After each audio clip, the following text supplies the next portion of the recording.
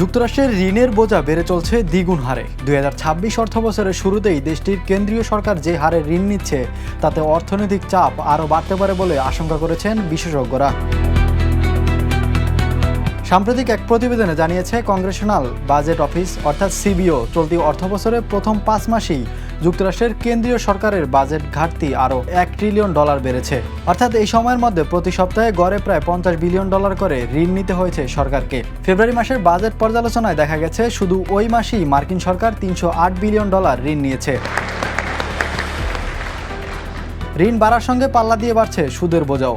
2025 সালের অক্টোবর থেকে 2026 সালের ফেব্রুয়ারি পর্যন্ত 5 মাসে ঋণের সুদ বাবদ যুক্তরাষ্ট্রকে অতিরিক্ত $31 বিলিয়ন পরিশোধ করতে হয়েছে। সব মিলিয়ে অর্থবছরের প্রথম 5 মাসেই ঋণের সুদ মেটাতে খরচ হয়েছে প্রায় $433 বিলিয়ন।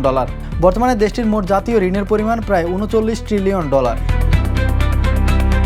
সিবিও বলছে ঋণের পরিমাণ বৃদ্ধি ও দীর্ঘমেয়াদী সুদের হার বেশি হওয়ায় এই ব্যয় বেড়েছে। তবে স্বল্পমেয়াদী সুদের হার কিছুটা কম থাকায় খরচ আংশিকভাবে নিয়ন্ত্রণে রাখা সম্ভব হয়েছে। তবু এত বড় ঘাটতির মাঝেও গত বছরের তুলনায় পরিস্থিতির কিছুটা উন্নতি হয়েছে। আগের অর্থবছরের একই সময়ের তুলনায় এবার $142 বিলিয়ন কম ঋণ নিতে হয়েছে।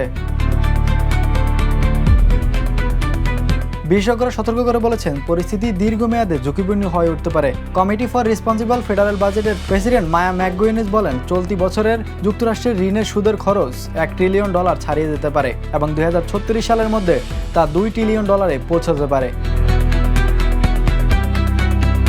অর্থনীতিবিদদের মতে মোট ঋণের চেয়ে বেশি গুরুত্বপূর্ণ হলো ঋণ জিডিপি অনুপাত। বর্তমানে যুক্তরাষ্ট্রের বাজেট ঘাটতি জিডিপির প্রায় 5 থেকে 6%। যদি এই প্রবণতা অব্যাহত থাকে তাহলে ভবিষ্যতে সুদ পরিশোধই সরকারের বড় অংশের অর্থ ব্যয় হতে পারে। এদিকে রাজস্ব আয় বাড়লেও ব্যয়ও বেড়েছে। চলতি অর্থবছরের প্রথম 5 মাসে যুক্তরাষ্ট্রের মোট সরকারি ব্যয় দাঁড়িয়েছে প্রায় $3.1 ট্রিলিয়ন।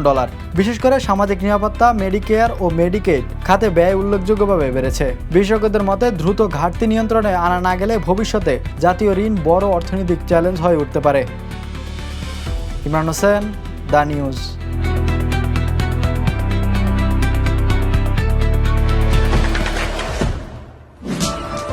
দেশে দেশে সবার সাথে দ্য নিউজ।